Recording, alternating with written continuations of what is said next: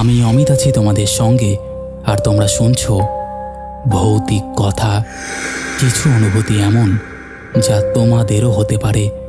ঘটনা স্ক্রিপ্টিংয়ে রয়েছে নেহা।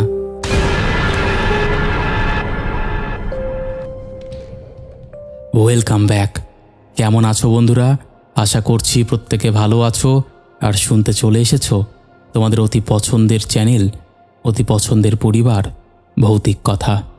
আজকে আবার অনেক দিন পর তোমরা একসঙ্গে 4টে ঘটনা শুনবে, আর এই 4টে ঘটনায় দারুণ। তো তোমরা লাইক, কমেন্ট, শেয়ার করে দিয়েছো আমি জানি। এবার আমরা শুরু করে দিচ্ছি। প্রথম ঘটনা।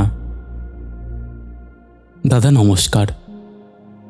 অমিতদা, আজকে আমি তোমাকে এমন একটা ঘটনা লিখতে বসেছি যে ঘটনাটা আমার খুব ভেতর থেকে প্রিয় বলতে পারো। আর এই ঘটনাটা হওয়ার আগে আমি বুঝতে পারিনি যে ওই দাদুর বাড়ি ঘুরতে যাওয়াটা আমার জীবনের সবচেয়ে অস্বাভাবিক অভিজ্ঞতা হয়ে থাকবে। দাদুর বাড়িতে যাওয়া তো ছোটবেলা থেকেই আমার খুব প্রিয় ছিল। গ্রামের সেই পুরনো বাড়িটা, সামনে বড় উঠোন, পেছনে বাঁশঝাড়, আর একটু দূরে একটা প্রায় পরিত্যক্ত পুকুর, সব কিছুই আমার কাছে আলাদা একটা টান তৈরি করত। কিন্তু সেই বছরটা অন্যরকম ছিল, কারণ আমার বড় দাদা তো ভাইয়ের বিয়ে ঠিক হয়েছিল। আর সেই উপলক্ষেই আমরা সবাই একসাথে কয়েকদিনের জন্য দাদুর বাড়িতে যাচ্ছিলাম। ট্রেন থেকে নামার পরই এমন একটা অদ্ভুত অনুভূতি হচ্ছিল, যেন চারপাশটা আগের মতোই আছে, কিন্তু কোথাও একটা ফাঁক আছে যা ঠিক চোখে পড়ে না, কিন্তু মনটা বারবার খচখচ করে ওঠে। বাড়িতে পৌঁছে দেখি অনেক লোকজন, আত্মীয় স্বজন সবাই এসেছে। হাসি ঠাট্টা, রান্নার গন্ধ, বিয়ের প্রস্তুতি সবই চলছে। কিন্তু এই সব কিছুর মাঝেও আমি খেয়াল করলাম দাদু কেমন যেন চুপচাপ। তিনি সাধারণত খুব গল্প করেন, কিন্তু এবার যেন কিছু বলতে গিয়েও থেমে যাচ্ছেন। রাতে খাওয়ার সময় আমি জিজ্ঞেস করলাম, কি হয়েছে? তিনি শুধু বললেন, সব ঠিক আছে, শুধু রাত বেশি হলে বাইরে যাস না। কথাটা শুনে তখন বিশেষ কিছু মনে হয়নি, কিন্তু সেই রাতেই প্রথম অস্বাভাবিক ঘটনাটা ঘটল। আমি ঘুমোতে যাচ্ছিলাম, হঠাৎ শুনতে পেলাম উঠোনের দিক থেকে কারোর পায়ের আওয়াজ, ধীরে ধীরে হাঁটার মতো। প্রথমে ভাবলাম হয়তো কেউ টয়লেটে যাচ্ছে, কিন্তু আওয়াজটা বারবার একই জায়গায় ঘুরে আসছিল। কৌতূহলবশত জানালার দিকে তাকিয়ে দেখি অন্ধকারে ঠিকমতো কিছুই বোঝা যাচ্ছে না, কিন্তু একটা ছায়ার মতন কিছু যেন উঠোনের মাঝখানে দাঁড়িয়ে আছে। আর আশ্চর্যের ব্যাপার হলো সেটা যেন আমার দিকেই তাকিয়ে আছে। আমি চোখ মুছে আবার তাকালাম, তখন আর কিছুই নেই। ভেবেছিলাম হয়তো ভুল দেখেছি, কিন্তু পরের দিন সকালে উঠে দেখি উঠোনের ঠিক মাঝখানে কাদায় পায়ের দাগ, যেন কেউ রাতভর ওখানেই ঘুরে বেরিয়েছে, অথচ বাড়ির কেউ কিচ্ছু জানে না। বিষয়টা নিয়ে খুব একটা আলোচনা হলো না, সবাই বিয়ের কাজে ব্যস্ত। দিন গড়াতে লাগলো, কিন্তু আমার অস্বস্তিটা বাড়তেই লাগলো। বিশেষ করে বাড়ির পেছনের দিকটায় গেলেই মনে হতো কেউ যেন আমার দিকে তাকিয়ে আছে। একদিন বিকেলে আমি একা পুকুর পাড়ে গিয়েছিলাম। সেখানে গিয়ে হঠাৎ দেখলাম জলের উপর ভেসে উঠছে ছোট্ট ছোট্ট বুদবুদ, যেন নিচে কেউ নড়াচড়া করছে, কিন্তু চারপাশে কেউ নেই। আমি ভয় পেয়ে দ্রুত ফিরে এলাম। সেই রাতেই দাদু আমাকে ডেকে আলাদা করে বললেন, যা দেখেছিস তা নিয়ে কারোর সঙ্গে কথা বলিস না, আর বিয়েটা হয়ে গেলে যত তাড়াতাড়ি সম্ভব চলে যা। আমি অবাক হয়ে জিজ্ঞেস করলাম, কেন? তিনি একটু চুপ করে থেকে বললেন, এই বাড়িতে সব সময় সবাই থাকে না। কথাটা শুনে আমার কাঁটা না শিউরে উঠল, কিন্তু তিনি আর কিছু বললেন না। বিয়ের দিন এসে গেল। বাড়িতে তখন চরম ব্যস্ততা, আলো সজ্জা, অতিথিদের ভিড়, সব কিছুই স্বাভাবিক লাগছিল। বর অর্থাৎ আমার দাদাতো ভাইও বেশ খুশি ছিল, কিন্তু গায়ে হলুদের পর থেকেই ওর আচরণে একটু পরিবর্তন আসতে লাগলো। প্রথমে সেটা আমরা ক্লান্তি ভেবেছিলাম, কিন্তু সন্ধ্যের পর থেকে যখন ওকে সাজানো হচ্ছিল তখন হঠাৎ করে সে আয়নার দিকে তাকিয়ে একদম স্থির হয়ে গেল। কিন্তু কিছু জিজ্ঞেস করলে উত্তর দিচ্ছে না, শুধু আয়নার দিকেই তাকিয়ে আছে। আমি ওর পাশে গিয়ে দেখলাম আয়নায় ওর মুখ ঠিকই আছে, কিন্তু ওর চোখ দুটো যেন অন্যরকম, কেমন ফাঁকা আর ঠান্ডা। কিছুক্ষণ পর হঠাৎ সে খুব আস্তে করে বলল, ওরা এসেছে। আমরা সবাই অবাক হয়ে গেলাম, কে এসেছে? জিজ্ঞেস করতেই সে মাথা ঘুরিয়ে আমার দিকে তাকালো, আর সেই দৃষ্টিটা আমি আজও ভুলতে পারিনি, যেন ও আমার দাদাতো ভাই নয়, অন্য কেউ। তারপরই সে হঠাৎ করে জোরে হেসে উঠল। সেই হাসিটা একদম অস্বাভাবিক। বাড়ির বড়রা এসে ওকে সামলাতে লাগলো। কেউ বলল হয়তো নার্ভাস হয়ে গেছে, কিন্তু আমি বুঝতে পারছিলাম ব্যাপারটা অন্য কিছু। কিছুক্ষণ পর ও আবার স্বাভাবিক হয়ে গেল, যেন কিছুই হয়নি। বিয়ের আসরে বসানো হলো, সব কিছু ঠিকঠাক চলছিল, কিন্তু মন্ত্র পড়ার সময় হঠাৎ করে বাতাস একদম থেমে গেল, চারপাশের শব্দ যেন কমে গেল। আর ঠিক সেই সময় দাদাতো ভাইটা আবার অদ্ভুত আচরণ শুরু করলো। সে নিজের মাথাটা কাত করে কারোর সাথে ফিস ফিস করে কথা বলার মতো করে কিছু বলতে লাগলো, অথচ ওর সামনে কেউ নেই। পুরোহিত থেমে গেলেন, সবাই চুপ। আমি লক্ষ্য করলাম ওর চোখ নড়ছে, কিন্তু শব্দ খুব কম বেরোচ্ছে। আমি একটু কাছে গিয়ে শোনার চেষ্টা করলাম। মনে হলো সে বলছে, আমি তো বলেছিলাম এখানে বিয়ে হবে না। এই কথাটা শুনে আমার বুকের ভেতরটা ঠান্ডা হয়ে গেল, কারণ একই কথা আমি আগের রাতে যেন দূর থেকে শুনেছিলাম। হঠাৎ করে ও নিজের গলায় হাত দিয়ে যেন কিছু টানতে লাগলো, যেন কেউ ওকে চেপে ধরেছে। সবাই মিলে ওকে ধরে রাখলো। কোনোভাবে অনুষ্ঠানটা শেষ করা হলো, কিন্তু পরিবেশটা একদম বদলে গিয়েছিল। বিয়ের পর রাতে আমি আর ঘুমোতে পারিনি। বাইরে থেকে আবার সেই পায়ের আওয়াজ আসছিল, কিন্তু এবার সেটা এক নয়, যেন একাধিক মানুষ হাঁটছে খুব ধীরে, উঠোন ঘিরে। আমি জানালা দিয়ে তাকাতে গিয়ে দেখলাম এবার শুধু ছায়া নয়, স্পষ্ট কয়েকটা অবয়ব। তারা দাঁড়িয়ে আছে আর বাড়িটার দিকে তাকিয়ে আছে। তাদের মধ্যে একজনকে দেখে আমার বুকটা কেঁপে উঠল, কারণ সেই অবয়বটা অনেকটা দাদুর ছোটবেলার ছবির মতন, কিন্তু দাদু তো তখন ঘরের ভেতরেই ছিলেন। আমি ভয়ে জানালা বন্ধ করে দিলাম। পরের দিন সকালে আমি বাড়ি ফিরে আসার সিদ্ধান্ত নিলাম। দাদুকে কিছু বলতে গেলে তিনি শুধু মাথা নেড়ে বললেন, সবাই নিজের নিজের জায়গায় ফিরে যাবে। আমি আর কিছু জিজ্ঞেস করিনি, কিন্তু আজও সেই রাতগুলোর কথা মনে পড়লে মনে হয় আমরা যাদের নিয়ে বেঁচে আছি তারা হয়তো সবসময় আমাদের মতো করে বেঁচে থাকে না। কিছু কিছু জায়গায় কিছু কিছু সময়ে তারা নিজেদের উপস্থিতি বুঝিয়ে দেয়। আর সেই বাড়িটাই আজও আমি আর কোনোদিনও ফিরে যাইনি। কিছুদিনের মধ্যে দাদুরাও সেখান থেকে শিফট হয়ে গেছে। তো এই ছিল ঘটনা। যদি ভালো লাগে অবশ্যই পড়ে শুনিও। ভালো থেকো। তো বন্ধুরা, এই ছিল আমাদের আজকের প্রথম ঘটনা। আশা করছি তোমাদের ভালো লেগেছে। আমরা সবাই ছোটবেলার দিকে দাদুর বাড়িতে যেতে খুব ভালোবাসি, কারণ দাদুর বাড়িতে গেলে পড়াশোনা করতে হয় না, দাদুর বাড়িতে গেলে মজা হয়। এই কারণে আমরা কম বেশি সবাই ভালোবাসি। কিন্তু বিষয়টা হচ্ছে গিয়ে, দাদুর বাড়িতে গিয়ে যদি এমন একটা ঘটনার সম্মুখীন হতে হয় বা দাদুর বাড়ি যাওয়াই বন্ধ হয়ে যায়, তাহলে বিষয়টা খুব কষ্টের। যাই হোক, আশা করছি তোমাদের ভালোই লেগেছে। কেমন লেগেছে তোমরা অবশ্যই সেটা কমেন্ট করে জানিও।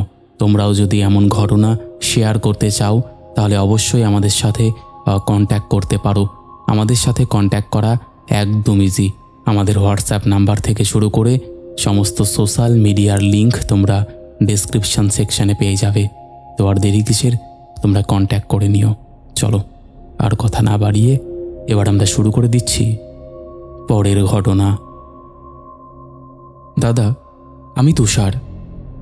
আজকে আমি তোমাকে এমন একটা ঘটনা বলবো যে ঘটনাটা না আমি সহজে কাউকে বলতে চাই না, কারণ যেটা আমি দেখেছিলাম সেটা শুধু ভয়ের ছিল না, বরং এমন একটা অস্বস্তিকর বাস্তবতার ইঙ্গিত দিয়েছিল যেটা মেনে নেওয়া খুব খুব কঠিন। আমি তখন সেনাবাহিনীতে নতুন পোস্টিং পেয়েছি, পাহাড়ি এলাকার একটা ছোট্ট আর্মি ক্যাম্পে। চারপাশে ঘন জঙ্গল, দূরে একটা শুকনো নদীর খাদ, আর মাঝে মাঝে রাতের বেলা হাওয়ার সাথে অদ্ভুত শব্দ ভেসে আসতো। প্রথম দিকে সেগুলোকে আমি সাধারণত জঙ্গলের আওয়াজ ভেবেই এড়িয়ে গিয়েছিলাম, কিন্তু ধীরে ধীরে বুঝতে পারলাম এখানে কিছু একটা ঠিক নেই। ক্যাম্পের পুরনো জওয়ানরা অনেকেই রাতে একা ডিউটি করতে চাইতো না। কেউ সরাসরি কিছু বলতো না, কিন্তু চোখের ভেতরের আতঙ্কটা লোকানো যেত না। সেই সময়েই আমি ঘনিষ্ঠ হয়েছিলাম অর্জুনের সাথে। সে আমারই মতো নতুন, তবে একটু বেশি সাহসী, আর সব কিছু নিয়ে হাসি খুশি থাকত। কয়েক মাসের মধ্যেই তার বিয়ে ঠিক হয়েছিল। বাড়ি থেকে ছুটি নিয়ে সে বিয়ে করতে যাবে, কিন্তু বিয়ের ঠিক এক সপ্তাহ আগে থেকেই তার আচরণ বদলাতে শুরু করলো। প্রথমে আমরা ভেবেছিলাম হয়তো টেনশন, কিন্তু বিষয়টা যত এগোতে লাগলো ততই অস্বাভাবিক লাগতে শুরু হলো। একদিন রাতের ডিউটিতে আমরা দুজন একসাথে ছিলাম। হঠাৎ দেখি অর্জুন একদৃষ্টে জঙ্গলের দিকে তাকিয়ে আছে। আমি ডাকতেই সে চমকে উঠে বলল, ওই দেখছিস না, ও দাঁড়িয়ে আছে। আমি তাকিয়ে কিছুই দেখতে পেলাম না, শুধু হালকা কুয়াশা আর গাছের ছায়া। আমি হেসে বললাম, কেউ তো নেই। কিন্তু সে তখন কাপা গলায় বলল, ও আমার দিকে তাকিয়ে হাসছে। তার সেই চোখের চাহনি দেখে আমার শরীর শিউরে উঠেছিল। এর পরের দিনগুলোতে সে প্রায় একা একাই কথা বলতে শুরু করলো। মাঝরাতে উঠে ক্যাম্পের বাইরে চলে যেত। একদিন তো আমরা তাকে নদীর খাতের পাশে দাঁড়িয়ে থাকতে দেখলাম। তার মুখে অদ্ভুত এক হাসি, যেন কারোর সাথে কথা বলছে, কিন্তু আশেপাশে কেউ নেই। আমরা তাকে ধরে নিয়ে আসার পর সে কিছুই মনে করতে পারল না, শুধু বলল, ও আমাকে ডাকছে। আমরা তখন ব্যাপারটা সিরিয়াসলি নিয়ে সিনিয়র অফিসারকে জানালাম, কিন্তু উনি বললেন হয়তো মানসিক চাপ, কিছুদিন বিশ্রাম নিলে ঠিক হয়ে যাবে। কিন্তু আমি জানতাম বিষয়টা এত সহজ নয়, কারণ সে একই রাতগুলোতে আমিও কিছু অদ্ভুত অনুভব করতে শুরু করেছিলাম। মনে হতো কেউ আমাদের ক্যাম্পের চারপাশে ঘুরে বেড়াচ্ছে। মাঝে মাঝে দূরে একটা সাদা ছায়া নড়াচড়া করতে দেখতাম, কিন্তু কাছে গেলেই কিছুই থাকতো না। বিয়ের আগের দিন অর্জুন ছুটি নিয়ে বাড়ি গেল। যাওয়ার সময় সে আমাকে বলল, আমি ওকে ছেড়ে যেতে পারছি না, ও রাগ করবে। আমি ভেবেছিলাম সে হয়তো মজা করছে, কিন্তু তার চোখের গভীর আতঙ্কটা আমাকে অস্বস্তিতে ফেলেছিল। কয়েকদিন পর আমি খবর পেলাম যে তার বিয়ে ঠিকমতো হয়নি। বিয়ের মণ্ডপে বসে সে হঠাৎ অদ্ভুত আচরণ শুরু করে। পুরোহিত মন্ত্র পড়ছেন, তখনই সে হঠাৎ করে উঠে দাঁড়িয়ে চিৎকার করে বলে, তুই এখানে কেন এলি? এটা আমার জায়গা না। সবাই ভেবেছিল সে হয়তো অসুস্থ হয়ে পড়েছে, কিন্তু পরের মুহূর্তে সে কোণের দিকে তাকিয়ে এমনভাবে হাসতে শুরু করে যেটা কোনো স্বাভাবিক মানুষের হাসি হতে পারে না। তার গলা যেন বদলে গিয়েছিল। সে কোণের হাত শক্ত করে ধরে বলে, তুই আমাকে ছেড়ে চলে যেতে পারবি না। কোণে ভয়ে কেঁপে ওঠে। তখনই কয়েকজন তাকে থামাতে গেলে সে অস্বাভাবিক শক্তি দিয়ে সবাইকে ঠেলে দেয়। শেষে অনেক কষ্টে তাকে ধরে ফেলা হয়, কিন্তু সেই সময় সে শুধু একটা কথাই বারবার বলছিল, ও এসে গেছে, ও আমাকে নিয়ে যাবে। এরপর তাকে হাসপাতালে নিয়ে যাওয়া হয়, আর সেখান থেকেই আমাকে ফোন করে খবরটা জানানো হয়। আমি কিছুদিন পর ছুটি নিয়ে তার বাড়িতে গেলাম, কারণ আমার মনে হচ্ছিল এই ঘটনার সাথে আমাদের ক্যাম্পের কোনো সম্পর্ক আছে। সেখানে গিয়ে দেখি অর্জুন সম্পূর্ণ চুপচাপ, যেন সব কিছু ভুলে গেছে, কিন্তু মাঝে মধ্যে তার চোখে সেই একই অদ্ভুত দৃষ্টি ফিরে আসে। আমি একদিন রাতে তার সাথে একা বসে কথা বলছিলাম। হঠাৎ সে খুব নিচু গলায় বলল, তুই কেন এসেছিস? তুই ওকে দেখছিস তো? আমি অবাক হয়ে জিজ্ঞেস করলাম, কাকে? সে বলল, ওই যে সাদা কাপড় পরা মেয়েটা, যে জঙ্গলে দাঁড়িয়ে থাকে। আমার শরীর ঠান্ডা হয়ে গেল, কারণ আমিও কয়েকবার দূর থেকে একটা সাদা ছায়া দেখেছিলাম, কিন্তু কাউকে বলিনি। অর্জুন বলল, ও অনেক বছর ধরে ওখানে আছে, ও কাউকে যেতে দেয় না। আমি জানতে চাইলাম কেন। সে বলল, ওর বিয়ে হয়নি, ওকে মেরে ফেলা হয়েছিল। এই কথাগুলো বলার সময় তার গলা যেন আবার বদলে যাচ্ছিল। আমি বুঝতে পারছিলাম বিষয়টা খুব গভীর। পরের দিন আমি ক্যাম্পে ফিরে এসে পুরনো জওয়ানদের সাথে কথা বললাম। অনেক জোরাজুরির পর একজন বয়স্ক হাবিলদার একটা পুরনো ঘটনার কথা বললেন। বহু বছর আগে এই জায়গায় একটা গ্রাম ছিল, আর সেই গ্রামের এক মেয়ের বিয়ের দিন রাতে তাকে কেউ হত্যা করে জঙ্গলে ফেলে দেয়। তারপর থেকেই নাকি মাঝে মাঝে রাতে সাদা কাপড় পরা একটা মেয়েকে দেখা যায়। সে বিয়ের আগের ছেলে বা নতুন জওয়ানদের টার্গেট করে, তাদের সাথে যোগাযোগ করার চেষ্টা করে। আমি সব কিছু শুনে স্তব্ধ হয়ে গিয়েছিলাম, কারণ অর্জুনের সাথে যা ঘটেছিল সেটাই ঘটনার সাথে মিলে যাচ্ছিল। কয়েক বছর পর আবার খবর এলো যে অর্জুনের অবস্থা খারাপ হয়ে গেছে। সে মাঝরাতে বাড়ি থেকে বেরিয়ে জঙ্গলের দিকে চলে গেছে। আমরা দ্রুত সেখানে পৌঁছালাম। খুঁজতে খুঁজতে অবশেষে তাকে সেই পুরনো নদীর খাদের কাছে পাওয়া গেল। সে মাটিতে বসে কারোর সাথে কথা বলছে। আমরা কাছে যেতেই সে চিৎকার করে উঠল, না, আমরা যাব না, ওরা এসে গেছে। তারপর হঠাৎ সে অজ্ঞান হয়ে পড়ে। তাকে আবার হাসপাতালে ভর্তি করা হয়। এরপর অনেক চিকিৎসার পর ধীরে ধীরে সে স্বাভাবিক হয়ে ওঠে। কিন্তু সেই ঘটনার পর সে আর কখনো সেই ক্যাম্পে ফিরে আসেনি। আমিও কয়েক মাসের মধ্যে ট্রান্সফার নিয়ে সেখান থেকে চলে আসি। কিন্তু আজও মাঝরাতে কখনো কখনো সেই সাদা ছায়াটা চোখের সামনে ভেসে ওঠে, আর মনে হয় যেন কেউ দূর থেকে আমাকে তাকিয়ে দেখছে, যেন অপেক্ষা করছে। আমি জানি না ওটা সত্যিই কোনো অশরীরী কিছু ছিল নাকি আমাদের মনের ভয়, কিন্তু একটা বিষয় আমি নিশ্চিত, সেই ক্যাম্পে কিছু একটা ছিল যা কাউকে সহজে ছেড়ে দেয় না, আর সেদিন ও কাউকে নিজের করে দেয়। এই ছিল ঘটনা আমার চাকরি জীবনের বা চাকরি লাইফের প্রথমে ঘটেছিল একদম। যদি তোমাদের ভালো লাগে বা যদি তোমার ভালো লাগে তুমি অবশ্যই পড়ে শুনিও। আমি অপেক্ষায় থাকবো ঘটনাটা শোনার জন্য। Thank you. হ্যাঁ, ভালো লেগেছে গো, ভালোই আছে। তো বন্ধুরা, এই ছিল ঘটনা। আমি জানি তোমাদের ভালোই লেগেছে। তোমরা এরকম টাইপের ঘটনা শুনতে খুব পছন্দ করো। যাই হোক, চলো আর কথা না বাড়িয়ে আমরা এবার চলে যাব পরের ঘটনায়। তবে পরের ঘটনায় যাওয়ার আগে একটা কথা বলতে চাই। ভৌতিক কথা কোনো রকম অন্ধবিশ্বাস, কোনো রকম কুসংস্কার বা কোনো রকম নেগেটিভিটিকে প্রশ্রয় দেয় না। ভৌতিক কথার কাজ শুধুমাত্র মানুষের জীবনে ঘটে যাওয়া ঘটনা সকলের সামনে তুলে ধরা, নচেত তার কোনো উদ্দেশ্য নেই। তাই যারা বিশ্বাস করছো না তারা এগুলোকে এন্টারটেইনমেন্ট হিসেবেই নিয়ে নাও। চলো এবার আমরা শুরু করে দেই পরের ঘটনা। নমস্কার দাদা, আমি স্বস্তিক। আমি আপনার ভৌতিক কথা চ্যানেলের একজন নিয়মিত শ্রোতা।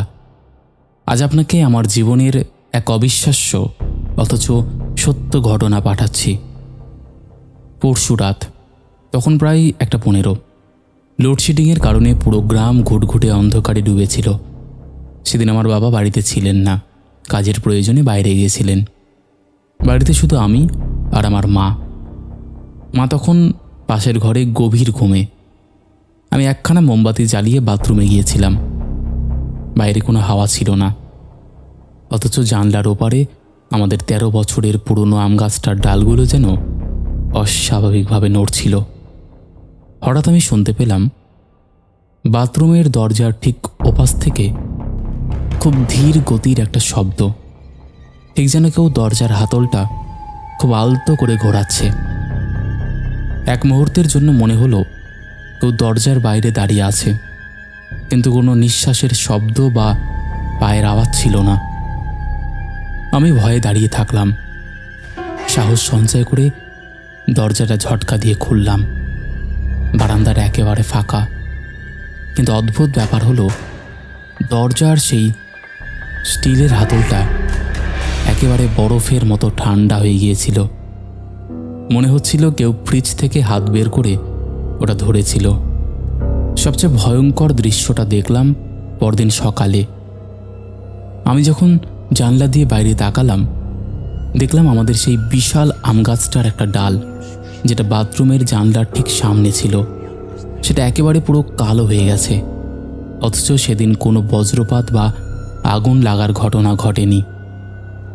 ডালটা একেবারে কুঁকড়ে আছে, যেন কেউ ওটা প্রচণ্ড শক্তিতে মুচড়ে ধরেছিল। কিন্তু আসল আতঙ্কটা শুরু হলো তার ঠিক পরের রাতে। রাত তখন প্রায় 1:30। পাড়ায় কোনো লোডশেডিং ছিল না, অথচ আমার ঘরের বাল্বটা হঠাৎ অদ্ভুতভাবে কাঁপতে কাঁপতে দপ করে নিভে গেল। আমি মোমবাতি জ্বালানোর জন্য দেশলাই খুঁজছি, তখনই নাকে এলো এক পোড়া কাঠের গন্ধ, ঠিক সেই আম গাছটার ডালের মতন। অন্ধকারে হাতড়ে যখন জানলার দিকে তাকালাম, দেখলাম জানলার কাচের উপর বাইরে থেকে কেউ কুচকুচে কালো রঙের ছাই দিয়ে একটা অদ্ভুত নকশা তৈরি করেছে। আর জানলার ঠিক বাইরে সেই পোড়া ডালটা, যেটা কাল সকালে দেখেছিলাম, সেটা এখন জ্যান্ত সাপের মতন জানলার গ্রিল বেয়ে ভেতরে ঢোকার চেষ্টা করছে। জানলাটার কাচটা প্রবল শব্দে কাঁপছিল, ঠক ঠক ঠক ঠক। আমি চিৎকার করে মাকে ডাকতে গেলাম, কিন্তু আমার গলা দিয়ে কোনো স্বর বেরোলো না। মনে হলো কেউ অদৃশ্য হাত দিয়ে আমার গলাটা বরফের মতো ঠান্ডা স্পর্শে চেপে ধরেছে। তখনই রান্নাঘর থেকে মাটির হাঁড়ি ভাঙার প্রচণ্ড শব্দ এলো। আমি টলতে টলতে রান্নাঘরের দিকে গেলাম। মোমবাতির আলোয় দেখলাম মেঝের ওপর সেই বরফ ঠান্ডা চটচটে জলের দাগ, যা বাথরুমের দরজা থেকে শুরু হয়ে সরাসরি আমার ঘরের ভেতর পর্যন্ত ঢুকে এসেছে। সবচেয়ে অদ্ভুত ঘটনাটা ঘটল তখনই। আমার ফোনে হঠাৎ একটা ফোন এলো। স্ক্রিনে দেখি বাবার নাম। আমি ফোনটা রিসিভ করতেই ওপাশ থেকে কোনো মানুষের গলা নয়, বরং একটা তীব্র ঝিঝে পোকার ডাক আর সেই জানলায় ডাল ঘষার খসখসে শব্দটা ভেসে এলো। আমি ফোনটা ফেলে দিয়ে মায়ের ঘরের দিকে দৌড়ালাম। জানলায় সেই পোড়া ডালের ধাক্কা আর বাবার ফোন থেকে আসা সেই বীভৎস শব্দের চোটে আমি চিৎকার করে উঠলাম। তখনই আমার চোখ খুলে গেল। দেখলাম আমি নিজের বিছানায় শুয়ে আছি, সারা শরীর ঘামে ভেজা। জানলার বাইরে সকালের হালকা আলো ফুটেছে। আমি বুক চিরে একটা দীর্ঘশ্বাস ফেললাম। যাক, সবটাই তবে একটা ভয়ঙ্কর স্বপ্ন ছিল। মাকে ডাক দিয়ে বললাম, মা, আজ একখানা জঘন্য স্বপ্ন দেখেছি। মা রান্নাঘর থেকে চিরচেনা গলার স্বরে উত্তর দিলেন, স্বপ্ন দেখেছিস তো কি হয়েছে, হাত মুখ ধুয়ে পড়তে বস। আমি হালকা মনে বাথরুমের দিকে এগোলাম। ভাবলাম বাবার ফোন আসা, সেই পোড়া আম গাছ, সবই আসলে আমার ক্লাসের চাপের ফল। কিন্তু বাথরুমের দরজার সামনে গিয়েই আমার রক্ত হিম হয়ে গেল। দরজার মেটালের হাতলটা ধরতেই আমার আঙ্গুলগুলো যেন জমে গেল। হাতলটা আগের মতোই বরফের মতন ঠান্ডা। আমি ভয়ে নিচের দিকে তাকালাম। দেখলাম মেঝের উপর সেই চটচটে কালো তরলটা এখনো শোকায়নি, ঠিক যেন কেউ বাথরুম থেকে বেরিয়ে আমার ঘরের দিকে হেঁটে গেছে। আমি পাগলের মতো জানলা দিয়ে বাইরে তাকালাম। লোডশেডিং নেই, রোদ উঠেছে, কিন্তু আমাদের সেই 13 বছরের পুরনো আম গাছটার ওই নির্দিষ্ট ডালটা আজও পুড়ে কয়লা হয়ে কুঁকড়ে আছে। তবে কি স্বপ্নটা শুধু আমার মনের ভুল ছিল না? তবে কি ওই রাতে যা ঘটেছিল তা আজও এই ঘরে আমার সাথেই রয়ে গেছে? নদিয়া জেলার এই ছোট্ট ঘরেই আমি আজও থাকতে ভয় পাই, কারণ আমি জানি রাত বাড়লে ওই ঠান্ডা হাতটা আবার দরজার ওপাশে ফিরে আসবে। দাদা, আমার এই বাস্তব অভিজ্ঞতা যদি আপনার ভালো লেগে থাকে এবং আপনি এটি আপনার চ্যানেলে প্রচার করেন, তবে আপনার কাছে আমার একটা বিনীত অনুরোধ, ঘটনাটি বলার সময় আমার নামটা অবশ্যই উল্লেখ করবেন। আমার নাম স্বস্তিক, নদিয়া জেলা থেকে বলছি। আমি আপনার চ্যানেলের একজন বড় ভক্ত এবং আপনার প্রতিটি ভিডিও নিয়মিত দেখি। আপনার চ্যানেলের এই ভিডিও যাত্রায় আমি সবসময় আপনার সাথেই আছি। ধন্যবাদ। একদম। তো এই ছিল আরও একটা ঘটনা। তোমাদেরকে 3টে ঘটনা শোনাবো না আরেকটা শোনাবো? আচ্ছা, আরেকটা শুনিয়ে দিই। এরপরের যে ঘটনাটা আছে, এই ঘটনাটা রেল লাইন থেকে ফেরার পথে ঘটেছিল। শুরু করি তাহলে। ঘটনাটা পাঠিয়েছে রাহুল। রাহুল লিখছে, সেদিনের রাতটা এখনও আমি ভুলতে পারিনি। আজও যখন ট্রেনের হুইসেল শুনি বা কোনো স্টেশনের পাশ দিয়ে যাই, বুকের ভেতরটা কেমন যেন ঠান্ডা হয়ে আসে। ঘটনাটা আজ থেকে প্রায় 10 বছর আগের। তখন আমার বয়স 23। চাকরির জন্য বারবার চেষ্টা করছিলাম, আর সেই সূত্রেই একদিন দূরের এক শহরে ইন্টারভিউ দিতে গিয়েছিলাম। ফেরার ট্রেনটা ধরতে দেরি হয়ে যায়, আর যখন আমি স্টেশনে পৌঁছাই তখন রাত 10:30। স্টেশনটা খুব বড় কিছু না, কখনো খুব বেশি ছিল না, লোকজনও খুব বেশি ছিল না। একটা অদ্ভুত নিস্তব্ধতা ছিল চারপাশে। মাঝে মাঝে শুধু লাউডস্পিকারে ভাঙা আওয়াজে ঘোষণা হচ্ছিল, আর প্ল্যাটফর্মের এক কোণে একটা চাওয়ালা বসেছিল। আমি ট্রেন ধরার পর আর কিচ্ছু মনে নেই, কারণ ক্লান্তিতে ঘুমিয়ে পড়েছিলাম। যখন চোখ খুললাম তখন দেখি ট্রেন প্রায় ফাঁকা হয়ে গেছে, আর আমার স্টেশন এসে গেছে। তাড়াহুড়ো করে নেমে পড়লাম, কিন্তু নেমেই বুঝলাম একটা বড় ভুল করে ফেলেছি। শেষ ট্রেনটা চলে গেছে, আর স্টেশন থেকে আমার বাড়ি প্রায় 3 কিলোমিটার দূরে। কোনো রিক্সা নেই, কোনো অটো নেই, শুধু স্টেশনের আলোটা আধো অন্ধকারে জ্বলছে, আর দূরে কুকুরের ডাক শোনা যাচ্ছে। আমি ভাবলাম হাঁটতেই হবে, আর কোনো উপায় নেই। তখন প্রায় রাত 12টা। আমি স্টেশন থেকে বেরিয়ে রাস্তা ধরলাম। রাস্তার দুপাশে ফাঁকা জমি, আর মাঝে মাঝে কিছু পুরনো বাড়ি।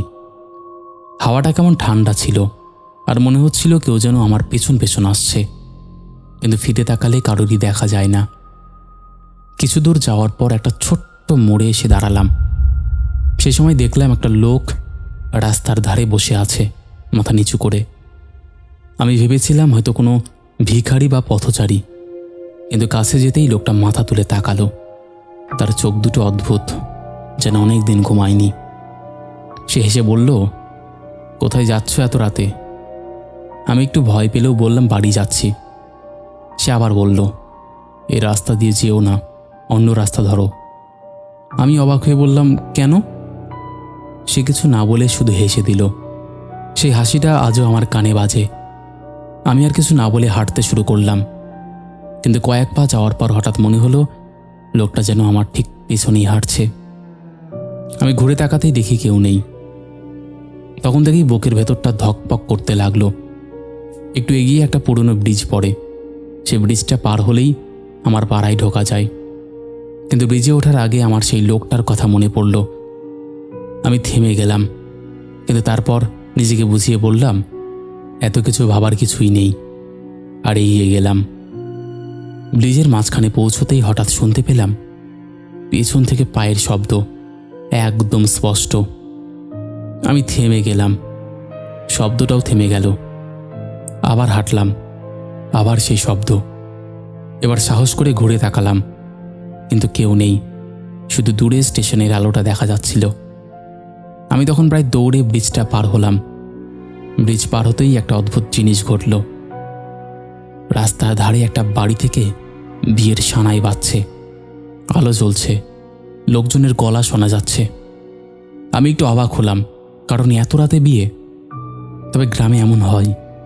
আমি একটু দাঁড়িয়ে দেখলাম, গেট খোলা, ভেতরে সাজসজ্জা, আর একজন বর বসে আছে মঞ্চে।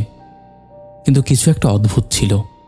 লোকজন সবাই চুপচাপ, কেউ হাসছে না, কেউ কথা বলছে না, শুধু সেই বরটা একদৃষ্টে সামনে তাকিয়ে আছে। আমি একটু এগিয়ে গেলাম, আর তখনই দেখলাম বরের মুখটা কেমন যেন অস্বাভাবিক।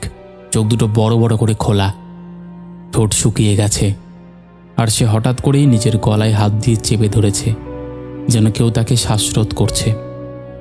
আশেপাশে লোকজন কেউ কিছু করছে না, যেন সবাই পাথর হয়ে গেছে। আমি চিৎকার করে বললাম, কি হয়েছে?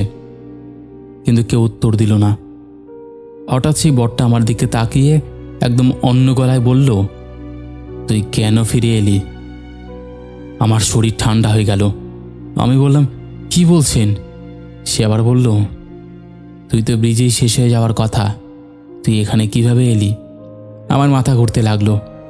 আমি পেছনে সরে যেতে লাগলাম, আর তখনই আমি অজ্ঞান হয়ে পড়লাম।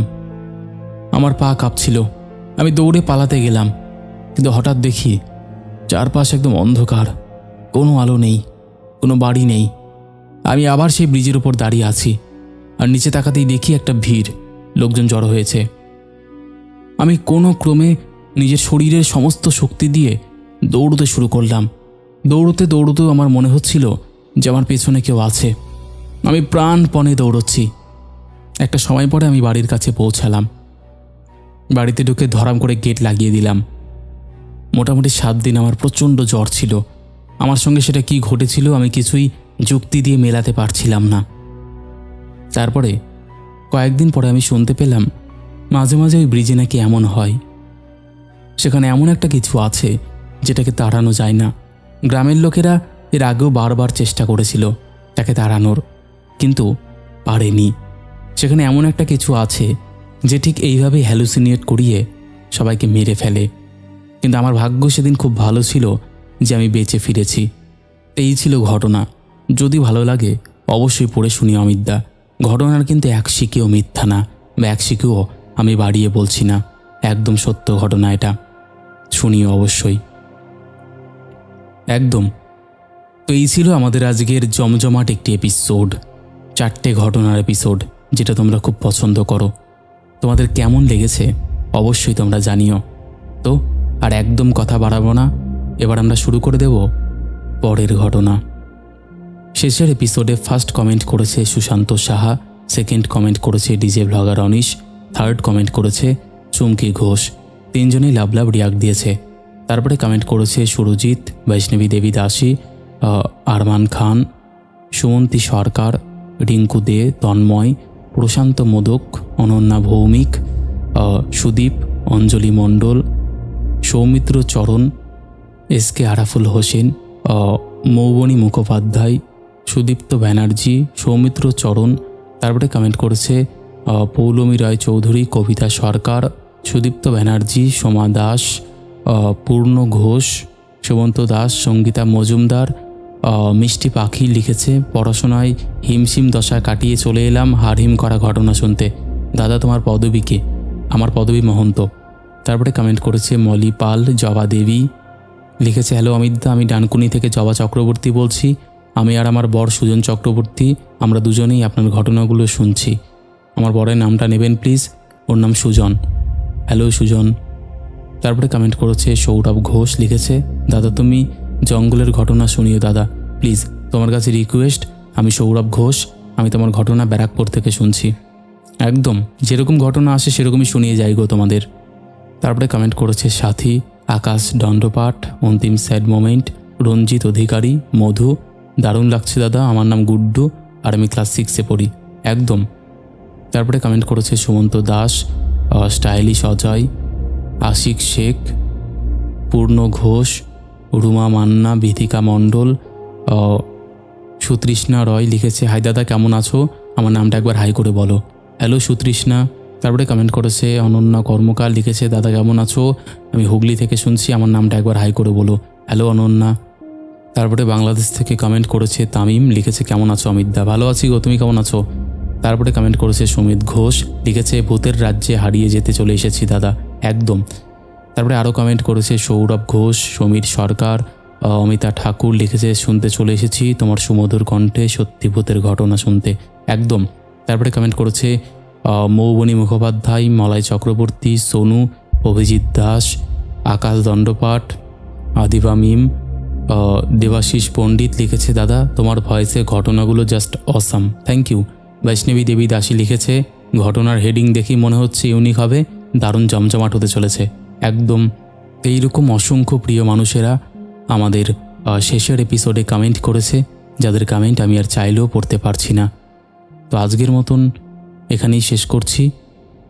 আবার দেখা হবে নতুন কোনো ঘটনা নিয়ে।